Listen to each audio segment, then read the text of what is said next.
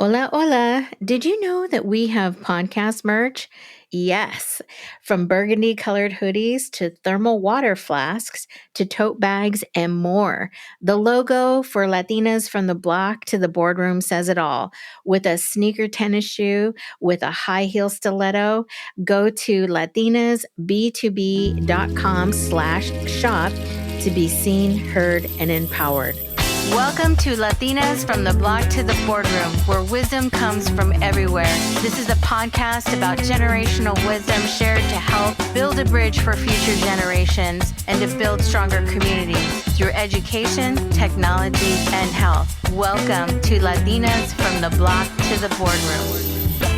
Before we get started today, this podcast audio was recorded as a full-length live video interview with Digital Nest COO Dr. Antonia O. Franco, as we discuss representation for our Latine youth by creating technology learning centers to foster economic equity. You can find the video on our YouTube channel at Latinas B2B and subscribe to catch longer content videos in the future. Gracias. September always marks the end of summer and the start of the school year. I remember always being nervous about going to school when I was younger, but not because of the first day of school, which many of us did have those butterflies in our stomach, but because I was one of the only few Mexican American students at most of my schools. Yes, schools. I went to 9 schools before I graduated from high school. It was mostly economic reasons, almost like how a military family would change posts and then have to settle in and start over again. However, for us, we stayed in the same city, Fresno, California, but we were always supported by family and friends that could help. There's something to be said about who your community is that will help you to get to your aspirations and dreams. My mother was a single divorced Mexican American mom with 2 girls. We were a multi generational family. We lived with my grandmother, who was also widowed very young, but we were hamstrung by trauma. Some of us can see trauma as brokenness and become stuck because we see the system and ourselves as broken, or we feel betrayed and demoralized from the hard work that we do to get us to where we want to go sometimes, only to be pushed back. And then for some of us who have served our country, to be demoralized by not being supported when we get back. However big the barriers that kept our family, especially my mother and my grandmother, from gaining their own economic equity at the time, higher education was a pathway to break those poverty cycles. I had a choice, and we all have choices. And I know it could have gone sideways really fast for me or for us, but it was up to us to break those economic poverty cycles.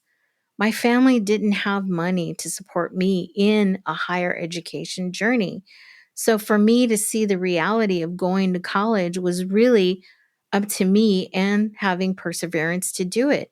I had to leave home, to leave behind the things that were challenging for me that I knew would keep me stuck. All I knew is I wanted something different. I wanted to be some kind of change, but I didn't know at the time what it was. I just knew I wanted to be a third generation Mexican American, Latina, a Chicana here in the United States that didn't want to fall prey to a dominant narrative that I had no control over. Those 9 schools taught me that I had to build myself up over and over again. And that's how change happens, through perseverance and intention. In reflection, being a cycle breaker, which is what I see myself as now, it can be for anything. And when you do it, you will build a new story along the way that will give you the courage, confidence, and a community that sees you. I've been on this journey for some time, and I understand it will always be a learning experience and always in progress, because we are not perfect, because change is constant and we are constantly changing. Finishing my Bachelor of Science degree took 10 years off and on, but I knew I wanted to finish that. And being able to do the work and working in San Francisco and in the early stages of technology in Silicon Valley, it has been a whirlwind journey. Those 9 schools gave me adaptability to be outside my comfort zone and to take another leap. And now the new leap into 5 years of this new media of podcasting, using my skills of technology and creating a platform to share others' experiences and to lift movements of change have been so inspirational for myself and have given me a voice. Always believing there is more to discover, we hope to give you that same inspiration.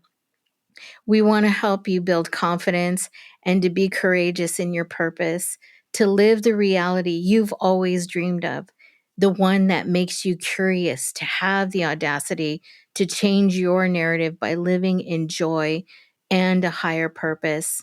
Higher education can lead you down that pathway, but it has to be in your bones to want to know how to educate yourself through story and courageousness. In deep gratitude that I am able to keep doing these stories by your support of our listening community and also sharing the voices through the internet with these podcast episodes. I thank you. Welcome to season 6 of Latinas from the Block to the Boardroom. The work continues. I love having you as the first for this season because it's very important that our youth and community start to see us and hear us more in the internet, right? Which is why we're talking about the things we're going to talk about today and your journey into higher education, because it is Dr. Antonia O. Franco. So welcome. Thank you so much, Sarissa, for having me. It's such an honor to be launching your 6th anniversary. Oh, thank you. And one of the things that I am very passionate about, you and I share this affinity, is for technology teaching and learning for our community. We know that the lack of STEM resources, which is science, technology, engineering, and math, are not really prevalent in our communities, especially here. We're in the Monterey, California area. The outside areas of Monterey are Salinas and Watsonville, which are heavily farm working communities outside of the Central Valley, where I'm from. And we know that they are just not as well resourced as other communities are. So with that, I'd like you to tell us a little bit about your journey into higher education, acquiring a PhD in education administration, and what put you on that path to pursue a doctorate in education and to be with Digital Nest. Absolutely. I always start by grounding my story with my family. My parents came from very humble beginnings, the oldest of very large families, where agriculture was a way of life for a lot of my uncles and aunts and grandmothers, right? Even my parents growing up. And so we grew up in a small agricultural community called Tolleson in Arizona. Mm-hmm. But we were so close to Phoenix that we always traveled, right? So I didn't feel so small, even though it was a really small community. And I guess what I want to say is that as I reflected on my years, my parents didn't have the opportunities to grow, right? And pursue their dreams. But I knew they had them, and they never created limits for me. And so I never knew I couldn't do anything. And I was surrounded by loving and caring people who cared about me. And I just feel so blessed that that was my upbringing, that they saw me, right? And over the years, I would say that my mom, so my dad's from Mexico, and grew up there and moved to Arizona. My mom is a second generation Chicana and very, very modern. Not in those traditional ways. And when I think of those pivotal moments in my education, I think of when I was an 8th grader and I went to 8th grade engineering camp at Arizona State University. Wow. That was unheard of, right? And the fact that I was able to go to that, my parents trusted to send me off for a week. And I think that was a huge launching point for me, to not have the fear. And I also have to admit that, education system, the way it's taught, is not for every kid. But I did well in school, right? And I liked school. And I was very involved as a young person. And through that journey, I was a part of the Upward Bound program. So there were always programs that I was always seeking to help me get to the next path. So that was really helpful. But I also have to say that my mother worked at a physician's office in our small little town. He was like our only doctor. And I grew up in that office. And he always asked, where are you going to college? What do you want to be when you grow up? Talked about values. It was just a part of my everyday. Wow. So I'm very grateful that I've had the caring adults to kind of shepherd me along the way. And then I just had my own, interests that I pursued. I had no limits. Right. Yeah. The curiosity part, when someone can spark the curiosity in you to think forward thinking, like, what is your future going to be like? Right. Like, when someone talks to you about that, when you're very small, it kind of makes you step back a little bit. Like, yeah, what am I going to do when I'm that big? Right? When you're in 8th grade. So, you come from an area that, especially the Southwest, that has had a lot of educational movements, specifically in the 1950s, where the Chicano movement was really heavily geared towards incorporating the education system where it was segregated, and also, having language studies available. So there was a big movement down in Texas and the Southwest so that, these could be available, and also for a lot of students. And right now, we're starting to see that receding back, right? We're starting to see a lot of education opportunities being cut. We're seeing book bans. We're seeing a lot of, the opportunities for more people of color to have access to their history, to have those opportunities to walk into a doctor's office or to work, have a job and a living wage. So with that, your mission to provide more of that representation through education, what did you do as part of that journey in your path towards your doctorate to make sure that people saw and could have those resources? Because you were part of a nonprofit, you worked in philanthropy so that more people of color could have those resources.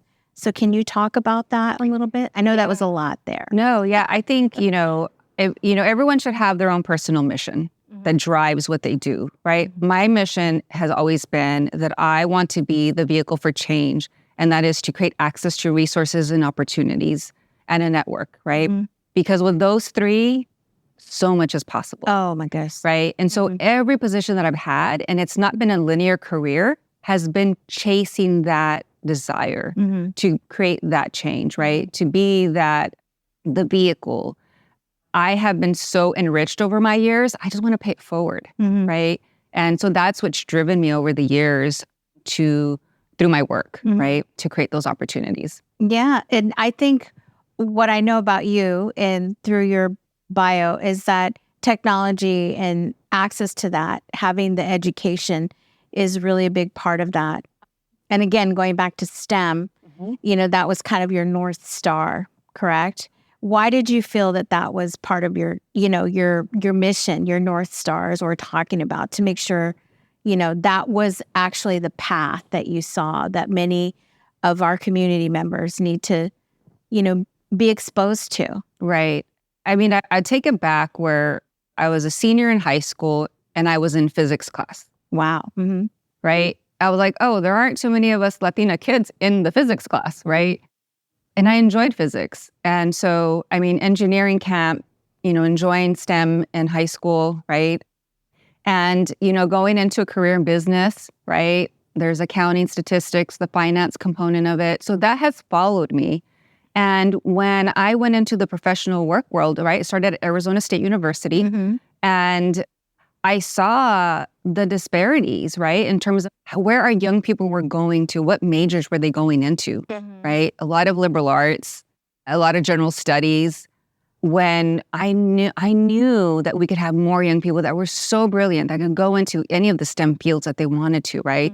But again, it's the exposure, letting them know that there are other people that look like them that are in those careers, right? Right. And I think that was part of my desire to advance my education.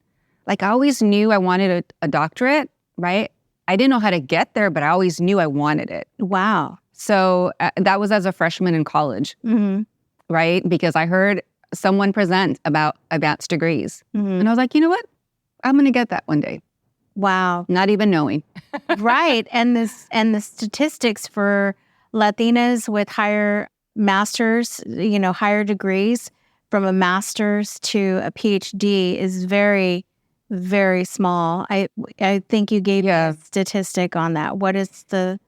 Yes, 1% of Latinas have a doctorate degree, right? And 8% of Latinas and African Americans have advanced degrees, which includes a master's, right? Right. So when you think of those dismal numbers, there's such a way to go, right? In terms of creating more exposure and opportunity to encourage our young people to go into advanced degrees, right? Yeah. And I want to share this beautiful story because my career at Arizona State University for 11 years really shaped me professionally.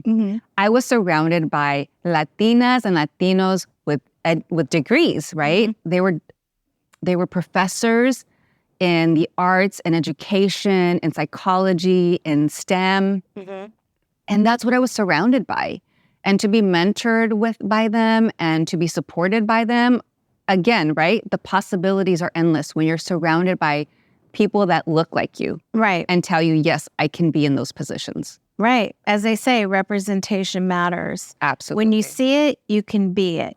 Seriously, I believe that.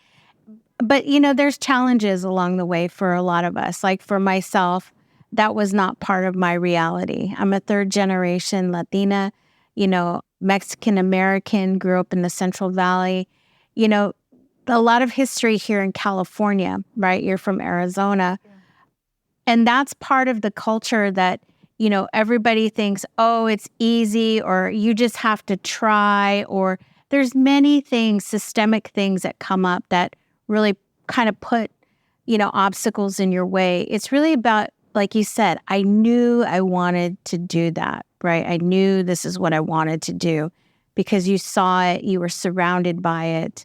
And I think the message, we want to tell our audience, our listeners, our people is that it just takes the curiosity and just one foot, right? Just take one step.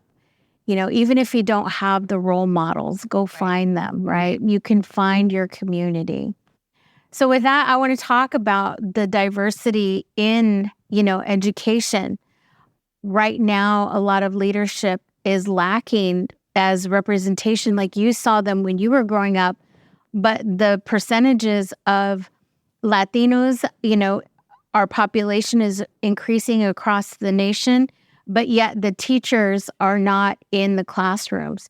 I think there is, by 2050, there's going to be 1 out of 8 Latinos in the classroom. That's a big jump. Yet the teachers are not being represented, right? There's a lack of Latinos that are going into education, that are not on the school boards, that are not superintendents, right? And we're talking about if you see it, you can be it, or the representation. And I think also our community wants to feel safe, right? Because when we look at who's in the classroom, I think there's a judgment, or at least for me, that was part of my experience. But it's accepting to be in a diverse community. But how do we get people are motivated into pursuing higher education to maybe want to go into education or to go into technology, the STEM fields? Because those two areas are very key to our communities for many reasons that we'll get into after that. I don't want to, just throw a bunch of questions at you all at once. Yeah. So what do you think? Well, I just want to get your perspective on that. Yeah. I think, advanced education is life-changing. It really is, right? That piece of paper means something. It means that you could weather the challenges that were brought forth to you, right? whether it's you didn't have all the means to get there and you're taking out loans, whether it is you're in the classroom and you're the only Latina in a business management class, right? I was one of two. So there are a lot of hardships, right, around that. But finishing that degree says something to an employer, says something to a community, says something to a family, right? That pride, and opens doors, right? Because it can easily be a barrier. When I went to school, it was a linear path. Now the possibilities are so different, right? You don't have to have a linear path. You can go with an internship. You can go take a job. You can come back to school, right? You could do trade school. I think that's the beauty of where we're at right now, that we just need organizations like Digital Nest and like-minded organizations that are showing all the multiple paths that we have for our young people, just show them the way, right? Before we had tracking, right? And it was like, oh, I think you're great, so you're going to go on this path. But the others, no, you're not so great, right? There was a lot of bias in that sense. But now I think we just have to show the options and allow our young people to navigate those waters and support them along the way. At the Digital Nest, we have a saying, once a nester, always a nester. Because we know that just because you get into your foot in the door in your first employment opportunity, we still want to support you to keep moving up the ladder, whatever that means for you, right? For success. Right. So it's that constant support system, and that network is helping our young people get to where they need to be. And so when you talk about education in STEM, it's no different. Those outreach programs are still really important. I did all of those back in my, in my days, talking to families, talking to young people, showing them what the values are. It is no different to advocate for education, any type of education, as it is for on the ground when you're advocating for people to, vote for this person for office. Right. Going door to door, talking to people and connecting with them.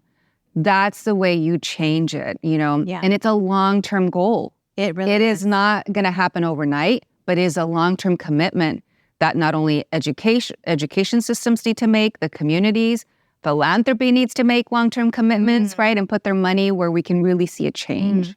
So yeah, it definitely involves a whole community to do that.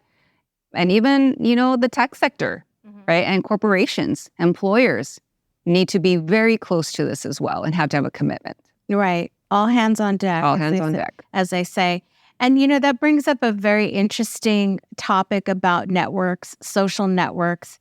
And in one of my episodes, I said, if our community could, work with other big networks like the tias and the abuelitas that sit at the table drinking cafecito and telling the whole neighborhoods business, and then they help each other too. Right. Why can't we do that in business? We need to think about the avenues and the networks, right? That we can start to build this ecosystem, right? Of helping and supporting one another, because our communities are very activated, but I feel as though it's a reactive versus a proactive approach. And now is the time that I think all of us are looking to be more proactive. But again, we're in a reactive mode right now of what's happening this election year. So with that, I want to talk about the networks that we build in community that can extend into a job opportunity. I think with Digital Nest, you're able to create a network and build outside of just the teachings in, your classes, because the nesters come back, as you say, once a nester, always a nester. Yeah, I think that's a really important component. I think when Jacob Martinez, our founder, started the Nest was just that, right? We needed to see representation in tech, and he wasn't seeing it, working with young people. And over the years, he's developed a network, right? And so then over the years, we've been growing, right? We've been scaling the organization. And as we bring new colleagues in, they have their own networks, right? And so the goal is for us to build that network, that system, very similar to the Harvards, right? To Ivy League schools. They have their inherent networks nationally. And that is our goal, that we create that network. And there's so many brilliant Latinos and Latinas and people that care, allies that are out there in the business world that want to serve as mentors for us. So we're leveraging those opportunities with the mentorship program, right? They're coming and paying it forward. The wealth is there. We just need to create the space to bring them and invite them in, right? And that's beautiful because we're seeing our community grow. And then our alumni are doing amazing work, right? They're doing amazingly well, and they're coming back to pay it forward and bringing folks up to say, hey, there's opportunities for you. So that network, as we have more alumni, is going to continue to grow. The professional network, right, of Latinos that are already in the work world that want to share their insights, that's going to help us create this big network to support our young people. My experience has been that women are really in education and we're not more represented in technology. However, I feel like that's changing with a lot of the digital equity that's happening in certain states, but a lot of that is not happening as fast as we'd like it, right? We know that technology can close the wealth gap for a lot of us. That happened for me in the early days where technology I saw as a pathway to help my family, myself. Where do you think right now with digital equity, where it is today and how Digital Nest plays a part into that? I think it's like critically imperative right now, that we push forward and we really chart the path, and I feel like that's what we're doing at Digital Nest, right? We are persistent, we're tenacious about what we want to accomplish for our young people, for our communities. We always say that if you change the life of a young person, you're influencing that family and the community, right? And we want them to be economically prosperous. And so we just need to forge ahead and create partnerships with employers who do want to work with us, right? And keep at it until we create greater avenues to do that. And I think, again, we talked about this before, right? It's a long-term journey around this. But we have to recognize that Latinos are a large population of our communities. If you just take California as an example, or the Southwest, right? But we can see that in the Midwest and in the East Coast.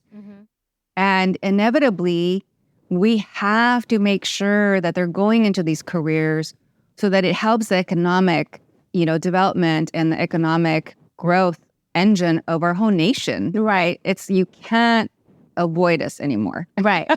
Right. We can be an economic powerhouse. We can be a political powerhouse. Right. So we just need to make sure that we're partnering with like-minded organizations and individuals who are helping us to advance that. Right. So, Antonia, my experience in tech, right, was very different, right? I say it's really on luck how I was able to get into tech. It wasn't a linear path. I was very interested in music. I played sports. I left Fresno when I was very young because I was very curious about the world, right? And I think having curiosity about the world and what your experiences are can really drive you towards new opportunities and ideas. And I think, where your path is in technology and now with Digital Nest, and then where mine is to promote Latinas being visible and community and allies that are really changing the narrative. How do you see Digital Nest really changing that narrative, with the established organization? And I believe you have 3 offices now? We're in 4 communities. Okay. So we are in Watsonville, Salinas, Gilroy, Modesto, and we're opening Stockton in the fall. Wow. So we'll be 5 communities. And why is it important to establish, this type of organization in those communities? I mean, we really have focused on the agricultural communities and the most underserved communities that could use the resources, right? And the opportunities for advancement. And so those are very intentional communities that we identified to work with. And we feel it's really important to hire the talent in those communities because they know what they need the most, right? And so collectively working with our communities to create those spaces, invite the youth, right? In a space that knows they're going to be nurtured, they can learn, and they could fail, and we're there to support them because that's our goal. We're there to make sure that they have the technical skills, that they have the professional skills, and they know how to navigate their career at a younger age. And so that for us is how we're intentionally really driving our workforce development programs at Digital Nest. And the one thing that I want to highlight too that is so important, and we talked about this earlier, is that our instructors we've grown our own instructors, right? They come with the technical skills and we'll show them how to be the best instructors they can be so that they are the role models in their classes that they're teaching, right? That was so critical for us. So the grow your own concept has been around for many, many years, right? It's still needed, right? It's still needed in our communities. So that's what we're trying to do in the 5 communities that we're in. And bring tech to us or go to tech, right? We want to meet halfway and we want to get our young people into those jobs. Yep. So you bring up a couple of critical things for me that you touch upon, and that is, giving people a safe space to learn, right? Especially about technology. And, I have some books on the table here, like we have Joy Buolamwini, who talked about the coded bias. My favorite, which is, Safia Novel, all these doctorate and MIT and writers, they're talking about our safety in these spaces, the representation that matters in technology. How do we go about educating, these future generations about, the coded bias in a way that helps them navigate their careers?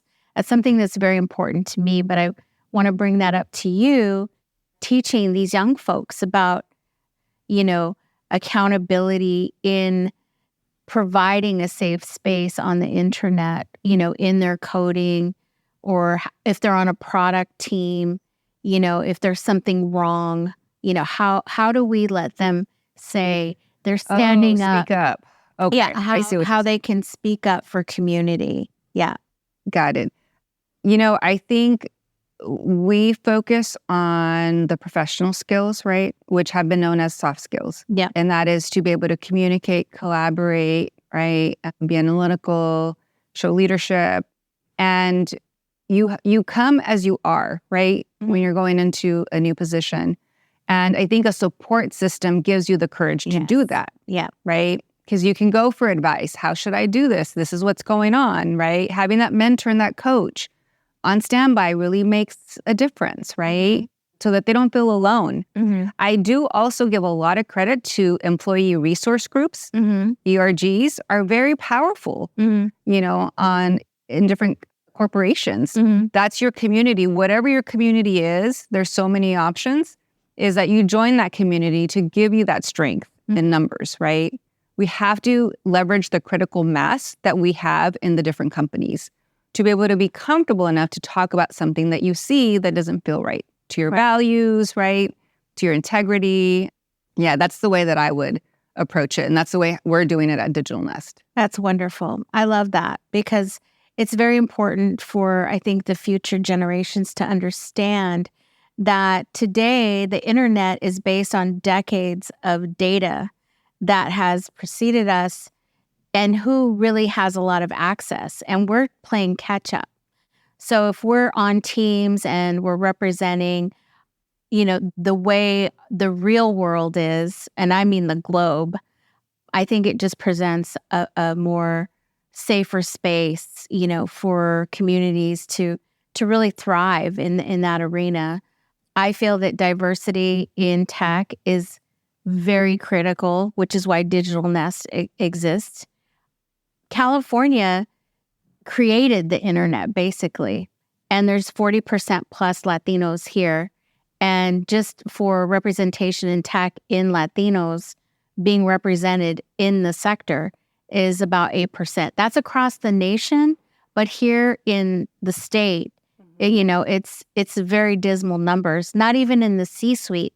So seeing you as a Latina with a PhD for digital equity and higher education is monumental. And I think that's setting a very critical path for so many, folks that are looking to get into the industry. So thank you for that.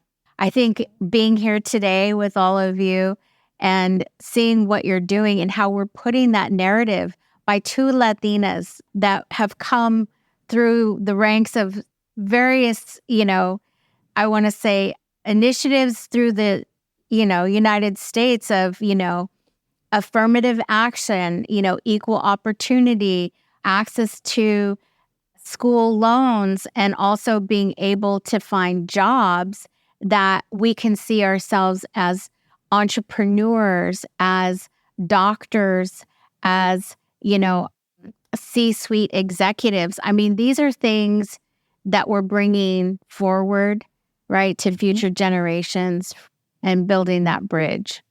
So what I want to leave us today with something inspirational, and I'm going to leave that to you, Antonia, to close us out here on Latinas from the block to the boardroom. Thank you. I really appreciate that. I mean, I think the one thing that I just so admire about you and our community is that we're tenacious. Yes. Right?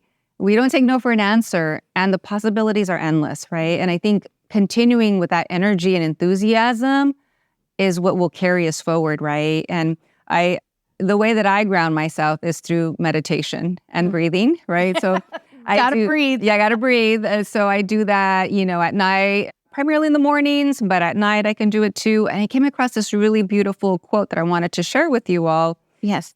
Because I think it just talks about the power, right? So the power of opportunity and possibilities. So it goes like this.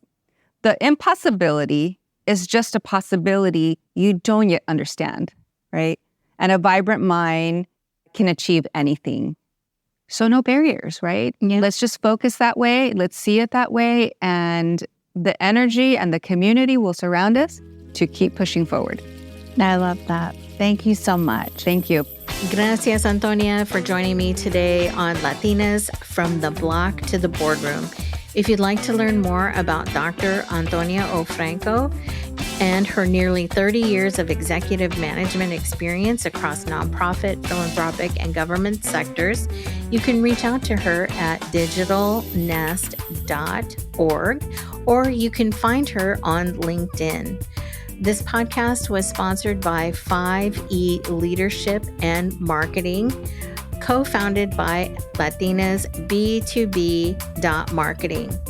The executive production is done by Teresa E. Gonzalez and co-produced by Robert Lopez.